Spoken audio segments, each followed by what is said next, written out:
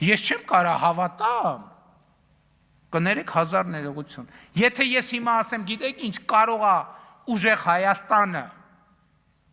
Հայաստան դաշինքը, ուժեղ ՀՀԿ-ն, Հայաստան դաշինքը ու ԲՀԿ-ն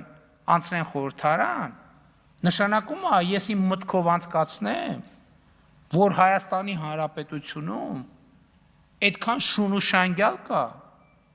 որ կարա իրանց օգտին կքվյարկի։ Խորհրդարանում նման հայտարարություն արեց Հայաստանի Հանրապետության վարչապետ Նիկոլ Փաշինյանը նկատի ունենալով հակակոռուպցիոն կոմիտեի հրապարակած ձայնագրությունը, որում ուժեղ Հայաստան կուսակցության աշխատակիցները իրենց իսկ կողմից գնվող քաղաքացիներին այդպիսի մականուններով էին դիմում։ Հանուն Հանրապետության կուսակցության արտաքին գործերի քարտուղար Արնոլդ Բլեյանը հիշեցնում է, թե ովքեր են այս օրերին ի պաշտպանություն Սամվել Կարապետյանի հավաքվել փողոցներում։ Ասում է, այդ քաղաքական ուժերին փողով ձայն գնելը միշտ է բնորոշ եղել։ Նախկին հանրապետականներ, ներկա հանրապետականներ, նախկին քոչարանականներ, ներկա քոչարանականներ։ Հետևաբար իհարկե դա իրենց գործելավոճն է։ Իրենք սերում են այդ քրեաօլիգարխիկ համակարգից։ Իրենք այդ քրեաօլիգարխիայի մի մասն են։ Իրենք այլ կերպ պարզապես չեն կարող գործել։ Եվ դա նաև ուղղորդվում է Կրեմլից, որպեսզի այստեղ փորձեն ցույց տալ, որ կան ինչ-ինչ քաղաքական բռնաճնշումներ, փորձեն ապալեգիտիմացնել ընտրությունները, հա, կհիշեք, օրինակ Գյումրիում եւ Վաղաշապատում նման փորձեր են իրենք անում, դեռ արդյունքները չհրապարակած, իրենք հայտարարում են, որ եղան կեղծիքներ եւ այլն, հետագայում երբ տեսան, որ Գյումրիում ունեն բավարար ձայն իշխանություն վերցնելու, իրենք պարզապես մոռացան, որ իբր թե եղել են ընտրակեղծիքներ։ Իսկ Վաղաշապատում եղել են կեղծ ահազանգեր, թե իբր թե տեղի ունենում լցոնումներ եւ այլն, բայց պարզվեց, որ դրանք ամբողջը փուչիկ են։ Այս պայմանությամբ իրենք իսկապես համակարգված ընտրակաշարք են բաժանում, խոսքը գնում է հենց ուժեղ Հայաստան կուսակցության մասին, որովհետեւ դա իրենց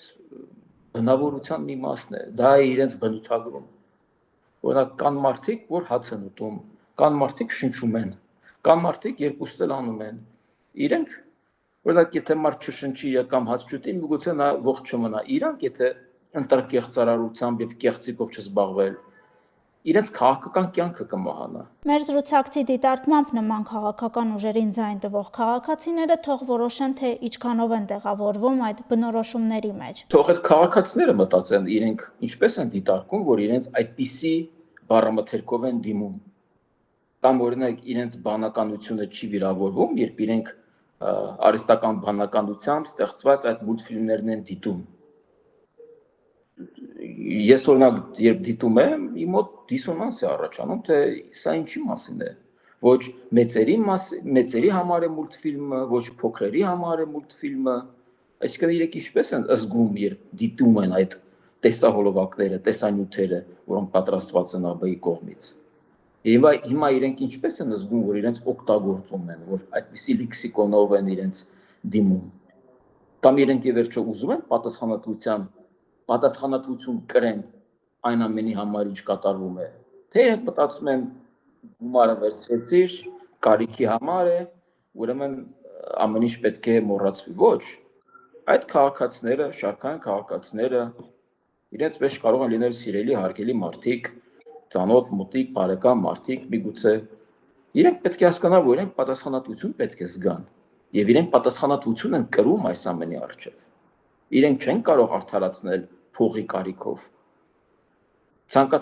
Գրեթե ցանկացած քրեորեն պատժելի արարք հիմնականում փողի հիմքի վրա է իրականանում, բայց դատարանում դա չի արդարացնում իրեն։ Նույնն էլ այստեղ։ Բլեյանը նշում է, հիշյալ քաղաքական ուժերի կյանքը պայմանավորված է կոռուպցիայով, կեղծիքով ու պատերազմներով։ Ով համալրել է, հա, այդ շարքերը, ուժեղ Հայաստանի ասում է, որ պատերազմով, ուժով եւ արտաքին աջակցությամբ մենք պետք է Արցախը հետ վերադարձնենք։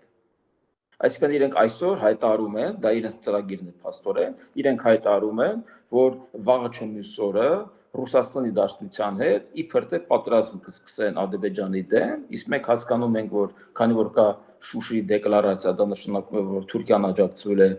Ադրբեջանին, այսինքն իրենք մտածում են, որ Ռուսաստանի հետ իրենք պետք է պատերազմ հայտարարեն Թուրքիա եւ Ադրբեջանին։ Այնքան իրենք աբսուրդ են։ Էլ չեն ասում, որ ոչ, ոչ թե Ռուսաստանի հետ են իրանք պատրաստ հայտարարելու Թուրքիային եւ Ադրբեջանին, այլ իրենք հերթական անգամ, այսինքն մենք հայերս հերթական անգամ գործիք պետք է հանդիսանանք Ռուսաստանի ձեռքում, որ օրինակ իր ինչ ծուշ հարցերը լուծի Ադրբեջանի կամ Թուրքիայի հետ, ի հաշիվ Հայաստանի Հանրապետության արդեն միջազգայինորեն ճանաչված տարածքների։ Սա իրենց պատկերացվածը, որովհետև իրենք նորից եմ ասում, իրենք իրենց գոյությունը պայմանավորվում են կոնֆլիկտի առկայությամբ։ Իրենց համար խաղաղությունը թույն է, իրենց համար խաղաղություն չպետք է լինի։ Իրենք ուզում են նոր Ղարաբաղային կոնֆլիկտ, այս պայն Սյունիքում գուցե։ Վարչապետ Նիկոլ Փաշինյանն այսօր խորհրդարանում նաև նշեց, որ նախկին ներկա վիճաբանությունը հաղթահարելու հնարավորություն է ստեղծվելու այս ընտրություններով։ Դրա համար պետք է 26 թվականի խորհրդարանական ընտրություններում ուժեղ Հայաստանը, Հայաստան դաշինքը եւ ԲՀԿ անցողիկ շեմը չհաղթահարեն։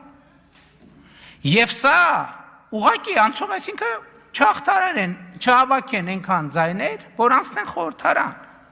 Ու դա ամեն օրվա հետ ավելի իրատեսական քաղաքական խնդիր է դառնում։ Ինչպես կարող են իրենք զրո ձայն ստանալ։ Ես կարծում եմ, որ հակառակը շատ կարևոր է, որպեսզի իրենց մուտքը քաղաքական դաշտ արգելվի, որովհետև մենք այսպիսի տարժերով կազմված ազգային ժողով ենք նախատեսում 2026 թվականին։ Չէ՞ որ իրենք ինչ որ տոկոս ի վերջո գրանցելու են անցողիկ շեմով։ Եվ մենք իրենց ունենալու ենք որպես падգամավոր։ Իրենք դառնալու են Հայաստանի Հանրապետության դեմքը արտերկրում։ Իրենք դառնալու են անձեռնմխելի։ Այսինքն մենք պատկերացնում ենք, որ դա օքեյ է, որ դա նորմալ է։ Ես կարծում եմ դա աննորմալ է։ Չի կարելի թույլատրել։ Ես հիշեցնեմ, որ Մոլդովայում հենց ընտրակաշառքն էր հիմք հանդիսացել, որպեսզի կուսակցությանը չթույլատրվի մասնակցել ընտրություններին։ Մենք իսկ ով ասաց, որ իրենք ավելի լավն են։ Լավ ինչու՞ են։ Իհարկե, բայց դա պետք է շատ արագ ամենը արվի։ Հետաքննությունը քրեական պետք է շատ արագ կազմակերպվի, որպեսզի ժամանակը սուղ է, որպեսզի այդ անձաններով ամեն ինչով անցնի եւ շատ լավ է, որ հակակոռուպցիոն դատարանն է դա քննում, որը նոր է ստեղծված, ավելի բնականաբար մեծ համբավ ունի եւ վստահելիություն ունի։ Հավանիչ տեսանյութ է եւ բաժանորդագրվիչ նորությունները բաց չթողնելու համար։